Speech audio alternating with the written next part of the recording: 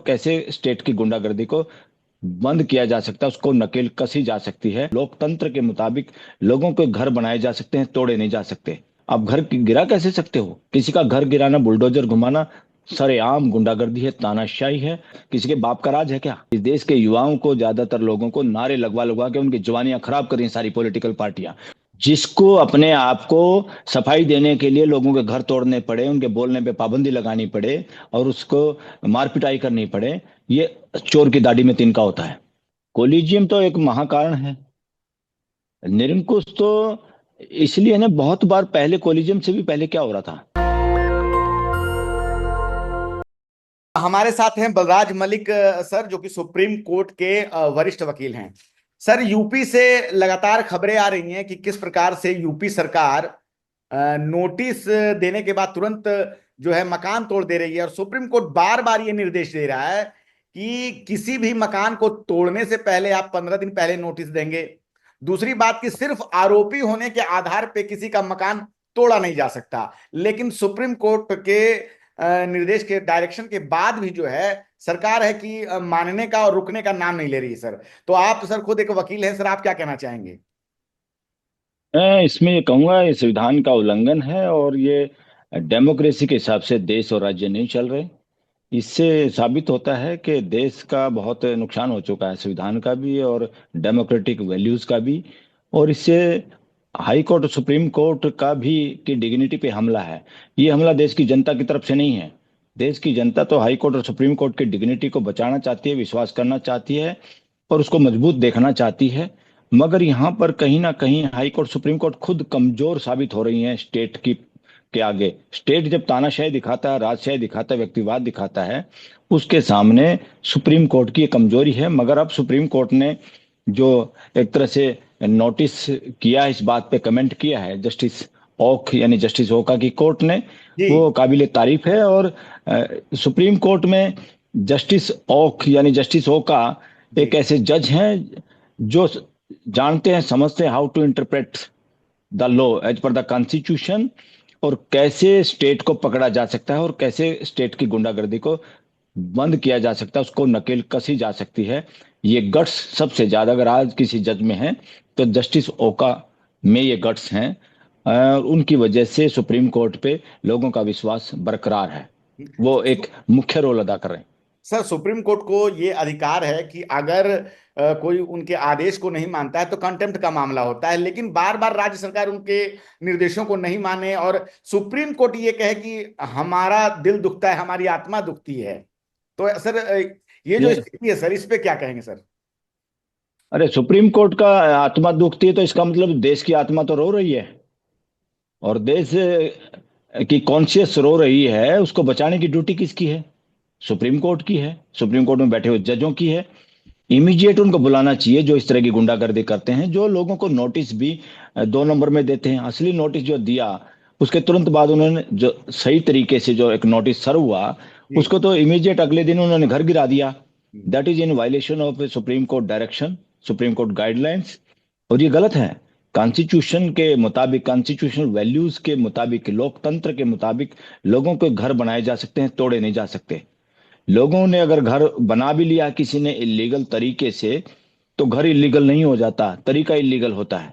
जी। उस घर को लीगलाइज करने के दुनिया भर के तरीके, दुनिया भर की so called illegal colony Delhi के अंदर रेगुलर की गई हैं, देश के शहरों में की जाती हैं, लगातार की जाती रही हैं। तो इंडिविजुअल के एक घर को इलीगल करके कैसे तोड़ा जा सकता है?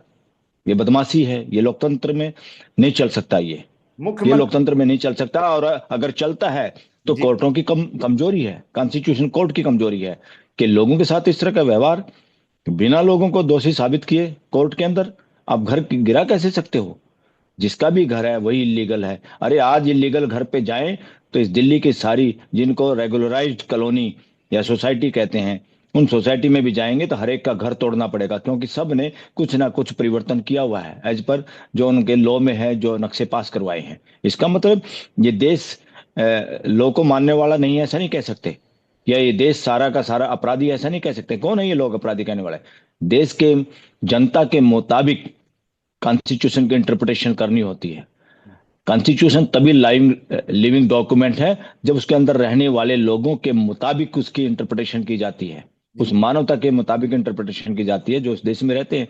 ये किसी का घर गिराना, बुलडोजर घुमाना सरेआम गुंडागर्दी है, तानाशाही है, लेकिन डेमोक्रेसी की योगी हत्या है, आदित्यनाथ डेमोक्रेसी कह की। रहे हैं, योगी आदित्यनाथ कह रहे हैं जो कि मुख्यमंत्री हैं यूपी के, कि जो जिस भाषा में समझेगा हम उसको उसी भाषा में समझाएंगे।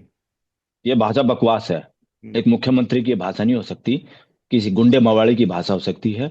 कोई मुख्यमंत्री, जिम्मेदार आदमी, एक मानवीय व्यवस्था में, एक संवैधानिक व्यवस्था में जिम्मेदार आदमी इस तरह की बेहुदी बातें नहीं कर सकता। हम्म। इसमें एक मुख्यमंत्री की भाषा नहीं है ये। वो एक इंडिविजुअल आदमी की है, जो हो सकता है सत्ता पिपासु हो, जो सत्ता में बने रहने के लिए इस तरह की भाषा बोलता हो। नहीं, एक मुख्यमंत्री पूरे तो स्टेट का अभी बयान भी मुख्यमंत्री दिया होता है, है एक कि संवैधानिक जिम्मेदारी के साथ होता है, उसको ऐसी बातें बोलनी नहीं चाहिए। ये कंटेम्प्ट ऑफ कॉन्स्टिट्यूशन है, ये कंटेम्प्ट ऑफ मानवता है। उन्होंने एक बयान दिया कि जो मुस्लिम आक्रांताओं का गुणगान करेगा, जो औरंगजेब को आदर्श मानते हैं, उन लोगों को देशद्रोही समझा जाएगा। ये कौन है? कौन है वो? एक मुख्यमंत्री या प्राइम मिनिस्टर कौन होते हैं इस तरह की बकवास करने के लिए? किसी को पावर नहीं है ये। कौन आक्रांता थे, कौन नहीं थे, कौन गद्दार था, कौन नहीं गद्दार था, ये योगी तय करेगा? ये इस देश का प्राइम मिनिस्टर तय करेगा? देश के लोगों को पता है, जो सत्ता में रहने के लिए वो सारे आक्रांता हैं, जिनकी मानसिकता सत्ता की है वो सब आक्रांता है। आज भी जो सत्ता के लिए जोड़ तोड़ देश को बांटने की बात करते हैं, वोटिंग में गड़बड़ करते हैं, गुमराह करते हैं, डिवीजन की बात करते हैं, इनसे बड़ा आक्रांता कौन है? सब पॉलिटिशियन उस आक्रांता की श्रेणी में आते हैं। औरंगजेब और बाहरी आक्रांताओं से ज्यादा खतरनाक आक्रांता ये लोग हैं। वो सब पॉलिटिशियन हैं जो देश के लोगों को बांटना चाहते हैं, वैर भाव पैदा करना चाहते हैं जाति और रिलीजन के आधार पे। वो सारे के सारा मौजूदा आक्रांता है, उनसे खतरनाक आक्रांता है, जो मर चुके हैं, सर जो इतिहास में दफन हो चुके हैं। सर, उत्तर प्रदेश में लगातार जो सांसद हैं, सपा के सांसद हैं रामजी लालजी सुमन, और कल मुख्यमंत्री योगी आदित्यनाथ खुद आगरा में थे, और सपा के सांसद हैं राज्यसभा के, उनके आवास पर हमला होता है। मुख्यमंत्री योगी आदित्यनाथ कहते हैं कि पूरे प्रदेश जो है, उत्तर प्रदेश उत्तम प्रदेश बन चुका है, सुरक्षा की व्यवस्था है, लेकिन लगातार वहां पे दलित सांसद जो हैं उन पे हमले हो रहे हैं। लेकिन अगर ये हमला ये बीजेपी पे होता, सांसदों पे, तो स्थिति क्या होती? और इनके सांसदों पे हमले हो रहे हैं, दलित सांसद पे कोई कार्रवाई नहीं होती है। ये वर्णवादी मानसिकता की बीमारी ने इस देश को घेर रखा है। एक कोरोना से तो जान बच गई इस देश की। इस देश की जान अगर ज्यादा गई है, जा रही है, वो वर्णवादी मानसिकता की वजह से है। ये वर्णवादी मानसिकता है कि दलित कोई नेता या दलित कोई मंत्री या SC ST OBC का कोई आदमी बोलता है, तो जो अपने आप में गोल्डन जातियां समझते हैं, मैं उनको कहता हूँ नॉन शेड्यूल कास्ट हैं ये सब लोग। ये स्वर्ण जातियां कहने का बंद करो, मीडिया वाले लोग भी। सवर्ण जाति, फलानी जाति, कौन सवर्ण है? कौन सोने चांदी का, कौन लोहे का, कौन तांबे का है? All are equal. इनको नॉन शेड्यूल कास्ट कहो। जिनको आप अपर कास्ट कहते हैं, नॉन शेड्यूल कास्ट हैं, नॉन शेड्यूल ट्राइब लोग हैं, ये अदलित लोग हैं। सवर्णों की भाषा भी मत यूज करो इनके खिलाफ। इनका दिमाग ठिकाने लगाना तो इस मानसिकता का। जी। ये कानूनी भाषा में तो ये सामान्य लोग, जातियां कही जाती है, क्या जातियां, जनरल क्या कही कास्ट। जाती कानून? हाँ, वो भी गलत है। किसमें कौन से कानून है ये? कानून में कहीं नहीं लिखा जनरल कास्ट। ये ऐसे शब्द चला दिया जनरल कास्ट। वो नॉन शेड्यूल कास्ट है, नॉन शेड्यूल ट्राइब है। ये कहो उनको, जर्नल का भी शब्द मत दो। इससे दिमाग खराब हो गया लोगों का। अपने आप को इसी इसी स्टेटस को बनाए रखने के लिए तो ये सारी मानसिकता है कि कोई करनी सेना बनाए पाया है, कोई XYZ सेना बनाए बैठे हैं। सारी जातियों में कुछ कुछ लोग ऐसी सेना बनाए बैठे हैं। मैं किसी एक को इस पे आरोपित नहीं करना चाहता। ये मानसिकता घर कर चुकी है घुन की तरह इस देश के अंदर। और दलित MP बोले तो वो तब भी दलित है क्या? वो एक रिप्रेजेंटेटिव है देश का, जनता का। वो एक बात बोलता है, उसकी बात सुननी चाहिए। राइट टू एक्सप्रेशन प्रकृति प्रदत्त अधिकार है। राइट टू एक्सप्रेशन के बिना राइट टू लाइफ का कोई मायने नहीं है। बोलने के बगैर आप में कैसे पता चलेगा लोगों का मन में क्या विचार है? एक भाई दूसरे भाई को नहीं बोलने देगा तो कैसे पता चलेगा मेरे से नाराज क्यों है? अगर उसकी नाराजगी का पता चले तो हो सकता है वो किसी गलत बात पे आधारित उसकी मानसिकता हो, हम उसको ठीक भी कर सकते हैं। जी। हमें स्वागत करना चाहिए सबका, राइट टू एक्सप्रेशन का। बोलने दो जिसको जो बोलना है।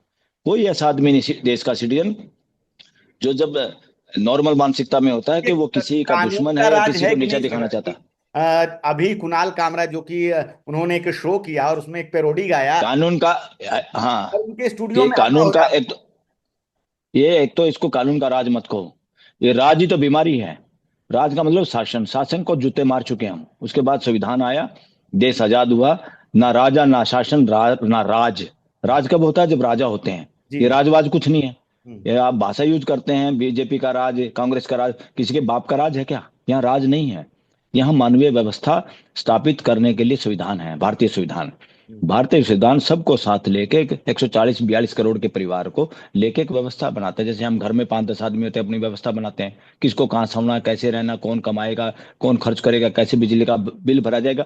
ये बस 142 करोड़ का है। हम्म। उस बड़े घर के लिए एक व्यवस्था है जिसका नाम गवर्नमेंट ऑफ इंडिया है, वो भारत की मानवीय व्यवस्था है। उसको सरकार मत बोलो, इसका हिंदी में मीनिंग भी जी। राजशाही मानसिकता की वजह से इसका मीनिंग जिन्होंने घड़ा है, जो अपने आप में हिंदी के विशेषज्ञ बनते हैं, ये बहुत बेहुदी मानसिकता के काफी लोग हैं। यहाँ तो इन्होंने एयरपोर्ट का नाम विमान पतन रख रखा है, जबकि संस्कृत में पतन का मतलब होता है पत्ता टूट के गिरना, निर्जीव वस्तु का नीचे गिरना। जहाज नीचे गिरता है क्या? जहाज अपनी मर्जी से नीचे उतरता है। विमान उतरन होना चाहिए, इन्होंने विमान पतन लिख रखा है, कि जैसे ऊपर से विमान गिरता और मरता है और दूसरों को भी मारता है। तो इस देश में बहुत सारे शब्द ऐसे हैं जो गलत हैं, और जो कामरा कामरा हाँ। ने जो कॉमेडी की है, हम्म। कामरा ने जो कॉमेडी की है, पूरा हक है। देश के लोगों को, कॉमेडियन को और लोगों को बोलने का पूरा हक है। आप अपने आप को ठीक करिए। आप देश के लोगों को कैसे बिना सत्ता में होकर आपको कैसे लग सकता है कि लोग जो लेकिन चाहेंगे मेरे शिवसेना के बारे में लोग कह कुछ। रहे हैं कि उनको देश में रहने नहीं दिया जाएगा अगर वो माफी नहीं वो मांगे। शिव से वो किसी के लोग नहीं, वो दूषित मानसिकता के लोग हैं। और मैं कहूँ, देश के युवाओं का शोषण किया जा रहा, मानसिक शोषण पॉलिटिकल पार्टियों द्वारा। तो शिवसेना हो, बीजेपी हो, कांग्रेस हो, कोई भी हो, XYZ, इस देश के युवाओं को, ज्यादातर लोगों को नारे लगवा लगवा के उनकी जवानियां खराब कर रही हैं सारी पॉलिटिकल पार्टियां। उनको एक अच्छे नागरिक बनने में, अच्छे लीडर बनने में मदद नहीं कर रही है पार्टियां। डेमोक्रेसी नहीं है किसी पॉलिटिकल पार्टी में। बलराज सर, एक सवाल है कि बोलने की स्वतंत्रता की एक सीमा होनी चाहिए। कुणाल कामरा ने जो कॉमेडी की या जो अपना पॉलिटिकल सटायर किया, उसको लेकर मुख्यमंत्री देवेंद्र फडणवीस कहते हैं कि बोलने की भी एक सीमा होती है। लेकिन राजनीतिक लोग जो बयान दे रहे हैं, बोल रहे हैं कि देश में नहीं रहने देंगे, मुंह काला कर देंगे, आपको कोई भी शो नहीं करने दिया जाएगा। तो क्या इन लोगों की बोलने की कोई सीमा नहीं है? धुलाई कर देंगे, इस तरह के शब्दों का यूज कर रहे हैं, इस तरह के वाक्यों का यूज कर रहे हैं उनके लिए। तो क्या ये नेताओं बेहुदी की कोई लैंग्वेज सीमा करते है या हैं। नहीं है? नहीं नहीं, सारी सीमा तो नेताओं ने तोड़ी है, देश के लोगों ने कोई नहीं तोड़ी। देश के लोग किसी मुख्यमंत्री को, किसी प्राइम मिनिस्टर को, किसी मंत्री को, किसी जज को के बारे में अगर कुछ विचार व्यक्त करना चाहे तो कैसे कहेंगे? बहुत बार वो सीधा नहीं कह सकते तुम चोर हो, बहुत बार नहीं कह सकते तुम बदमाश हो, बहुत बार नहीं कह सकते तुम करप्ट हो। तो वो कम से कम अपने सटारिक भाषा से, मजाकिया लहजे में अपने मैसेज को दे पाए। यही तो राइट टू एक्सप्रेशन है, ये होना ही चाहिए। ये क्या मर्यादा, कौन सी मर्यादा की बात करते हैं? जो लोग गोली मारो सालों को इस तरह कहते हैं, जो पाकिस्तान और कहते हैं कपड़ों से या लोगों का पता चलता है, तो कहते हैं औरंगजेब के वो लोगों को हम ठीक कर देंगे, फलाना कर देंगे। कौन है ये ठेकेदार? बहुत सारे, थोड़े से दिनों में ये होने वाला है कि लोगों का एक बूंद से भी थोड़ा खून लेके ही पता लगा पाएंगे हम कि हम एक दूसरे के कितने नजदीक हैं। ये पूरा ग्लोब, पूरी धरती के लोग एक दूसरे से संबंधित हैं, सारे के सारे। साइंस ही लोगों को जोड़ेगी, ना ये रिलीजन, ना ये पॉलिटिकल पार्टियां देश और दुनिया को जोड़ पाई हैं। ये तोड़ने के अलावा कुछ कर नहीं पाती, करती नहीं। इनको सत्ता चाहिए। सत्ता मानसिकता की वजह से ये बदमाशी हो रही है देश के अंदर। वरना मजाक उड़ाओ भाई, उड़ाना क्या दिक्कत है? अरे भाई, अगर आप और हम सच्चे हैं तो जी। कोई हमारा मजाक भी उड़ाए, वो कहे चोर हो तुम तो, अरे हम तो हंसेंगे अंदर से। नाराज तो तब होंगे जब हमें अंदर पता इस चले, तरह के हाँ इसने पॉलिटिकल तो वही सटायर बात तो पकड़ी। नेहरू जी के समय से लेके लगातार होते रहे, वाजपेयी जी का भी समय रहा, और भी प्रधानमंत्री रहे, लालू जी, या कई लोगों पे जो है टीका टिप्पणी, एक व्यंग्य किया गया है। लेकिन कभी भी अरे, ऐसे हमले नहीं हुए पहले कॉमेडियंस पे। इस इस XYZ नेताओं का नाम लेने की जरूरत नहीं है। मानव जाति का अधिकार है स्टारिक भाषा का यूज करने का। कोई नहीं रोक सकता, कोई नहीं रोक सकता, ना रुक पाएगा। जिसको अपने आप को सफाई देने के लिए लोगों के घर तोड़ने पड़े, उनके बोलने पे पाबंदी लगानी पड़े, और उसको मार पिटाई करनी पड़े, ये चोर की दाढ़ी में तिनका होता है। जो लोग चोर होते हैं उनको नाराजगी होती है, जो चोर नहीं होता उसको कोई भीड़ में भी कोई चोर कहेगा तब भी उसकी सेहत पे कोई असर नहीं, क्योंकि वो चोर नहीं है। और जिसको पता है इसने कैसे पहचान लिया मैं चोर हूं, वो नाराजगी जाहिर करेगा, वो उस पर हमला करेगा, हमला करवाएगा। और इस देश के युवाओं का, युवा शक्ति का दुरुपयोग हो रहा है। ऐसे नेताओं को गिरफ्तार करना चाहिए जो अपनी पार्टी के वर्करों के द्वारा, उन पार्टियों के वर्करों का कोई वो नहीं है, जी। उनके उनकी गलती नहीं है, उनको प्रेरित किया जाता है वो भी किसी न किसी सत्ता के नजदीक रहने के लिए, उसका बेनिफिट उठाने के लिए, उस लालच में इस तरह के झगड़े करते हैं, इस तरह के आक्रमण करते हैं। हमारे देश के लोगों का मानसिक दोहन हो रहा है पॉलिटिकल लोगों द्वारा या पॉलिटिकल गुंडों द्वारा। बलराज सर, नेता तो लगातार सवालों के घेरे में रहते ही हैं भारत में, लेकिन अब सवालों के घेरे में जो है न्यायपालिका भी आ चुकी है। जिस प्रकार से यशवंत वर्मा के घर से नोटों की बोरियां मिलती है, और उसके बाद से जो बयान आते हैं कि मुझे फंसाया गया, पहले फायर कर्मी जो फायर ब्रिगेड के अधिकारी होते हैं कि कैश मिला है, फिर बोलते हैं नहीं मिला है, फिर बोलते हैं मैंने ऐसा कहा ही नहीं कि नहीं मिला है, और कार्रवाई के नाम पर सिर्फ स्थानांतरण होता है। तो ऐसे में सर न्यायपालिका पे भी सवाल उठ रहा है कि क्या न्यायपालिका और सत्ता का गठजोड़ पूरी तरह से हो चुका है, जिसमें जनता का शोषण हो रहा है। क्या एक पुलिस अधिकारी को अगर 200 रुपए का भी घूस ले लेता है तो उसे नौकरी से सस्पेंड होना पड़ता है, लेकिन जज साहब के खिलाफ अभी तक कोई कड़ी कार्रवाई नहीं हुई है। सबसे पहले तो कार्रवाई उन पे करनी चाहिए थी, जो पुलिस वाले हैं जिन्होंने उसको केस प्रॉपर्टी का ध्यान नहीं रखा, वहाँ लॉक नहीं किया, उसके कब्जे में नहीं लिया उस रूम को कि भाई ये यहाँ पर क्या जांच करनी है, जांच होनी है। ये जज ने कर दिया, और एक सुप्रीम कोर्ट की जजमेंट देख के तुमने कह दिया एफआईआर नहीं कर सकते। एफआईआर कर, कौन सी एफआईआर करने के लिए मना किया सुप्रीम कोर्ट ने?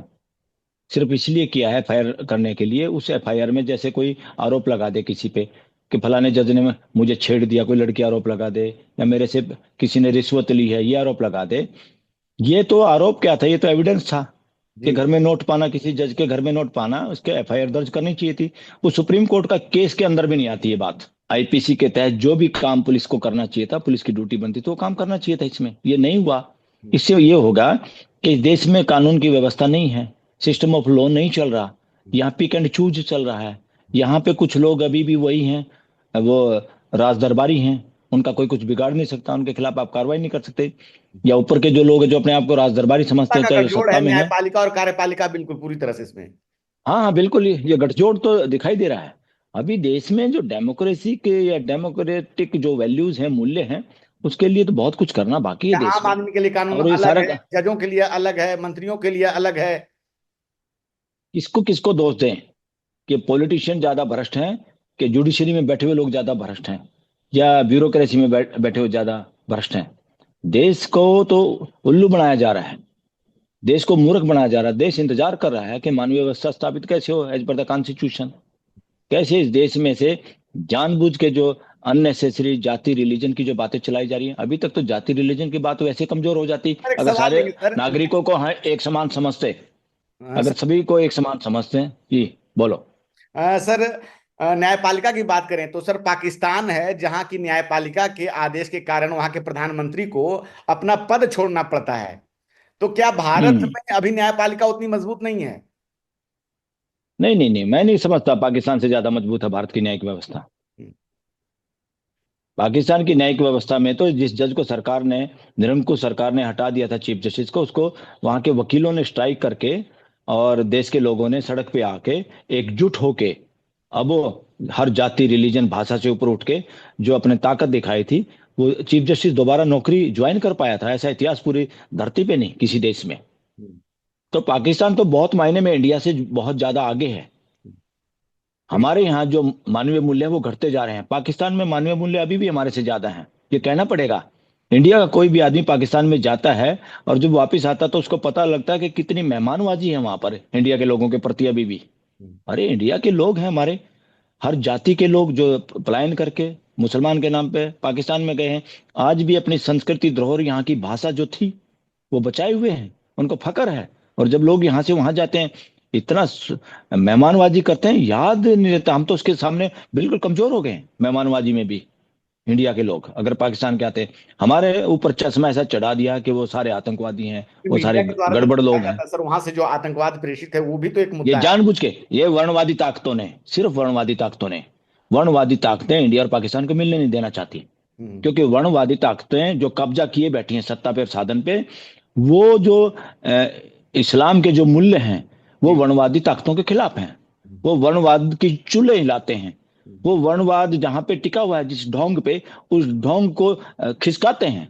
इसलिए सबसे ज्यादा इस्लाम इस्लाम इस्लाम इस्लाम हाँ। मुसलाम मुसलमान सर अभी इस रमजान तरह का की बातें महीना, बोल। सर अभी एक रमजान का महीना चल रहा है, और संभल चर्चा में रहा है। संभल की एसडीएम है, और वहाँ उन्होंने एक आदेश दिया है कि वहाँ के लोगों ने छतों पे जो है नमाज पढ़ने के लिए, नमाज जो होती है सर रमजान के दौरान, वो इजाजत मांगी है अपने छतों पे पढ़ने के लिए। तो उसमें भी बोल रहे हैं कि कानून व्यवस्था का मामला होगा, देखना पड़ेगा, तब जाके हम इजाजत देंगे। लोगों को अपने मकान के छतों पर भी क्या नमाज नहीं, पढ़ने नहीं दिया जाएगा इस इ, देश में? इ, इजाजत भी नहीं लेनी चाहिए, कोई जरूरत नहीं इसमें डीएम से इजाजत लेने की।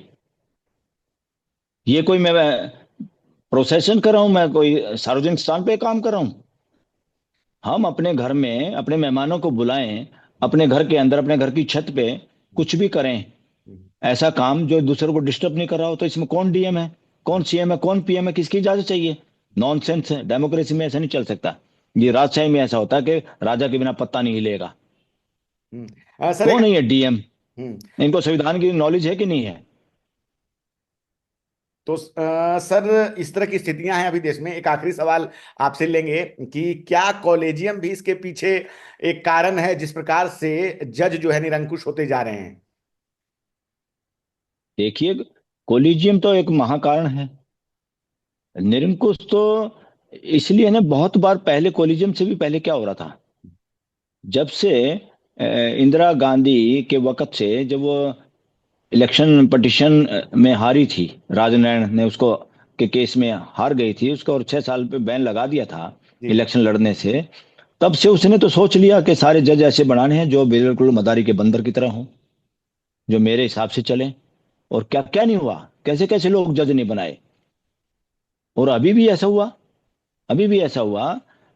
जस्टिस नारीमन के रिटायर होते ही 2-3 दिन के अंदर कई जज लगा दिए इमीडिएटली, क्योंकि वो जिन जजों को लगाना नहीं चाहता था उस पे, क्योंकि वो कॉलेजियम में था, उन्होंने मना किया, जी। वो लोग नहीं लग पाए। जो ही वो हटा, तुरंत आप फुर्ती, तुरंत फुर्त में और किस प्रकार के जज लोग रिटायर होने कई के बाद लोग, सब कुछ राज्यसभा जा सब रहे कुछ हैं, हो गया। पार्टी हाँ, ज्वाइन कर रहे हैं, जज अब रिटायर होकर राजनीतिक पार्टियां तक ज्वाइन कर रहे हैं सर। अरे जो एक आदमी जज रह ले, इतना स्कोप है उसके पास संतुष्टि का, इतना बड़ा काम करने का इस देश के लिए, उसको ये सब पद फीके लगने लग जाते हैं। फिर क्या चेयरमैनशिप ह्यूमन राइट कमीशन की, क्या राज्यसभा, क्या गवर्नर, क्या है ये पोस्ट एक जज के सामने? और एक जज ईमानदारी से काम करे तो इतनी ज्यादा संतुष्टि, आत्म संतुष्टि उसको हो सकती है कि मैंने देश के लिए ऐसा किया है। 142 करोड़ को प्रभावित करता है उसका एक एक फैसला।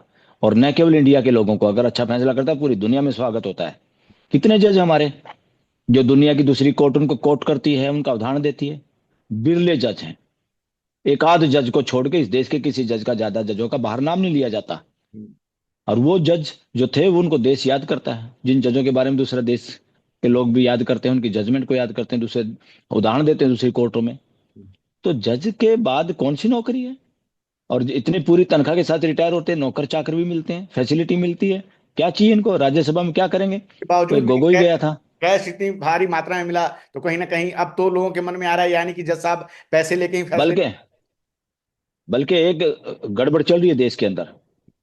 वकील लोग वो करते हैं जो राज्यसभा में जाते हैं, खासतौर पर सीनियर एडवोकेट या लोक लोकसभा या राज्यसभा किसी का मेंबर बनते हो, फुल टाइम जॉब है पार्लियामेंट का काम। पार्लियामेंट का काम सबसे महत्वपूर्ण काम है। मंत्रालय से भी बड़ा काम है, मंत्री से भी बड़ा काम है। मैं कहूंगा एक एमपी का काम एक प्राइम मिनिस्टर से भी बड़ा काम है, इस देश के लिए कानून बनाना और सरकार को अकाउंटेबिलिटी उसकी चेक करना लगातार, सरकार सही काम करे कि नहीं करे।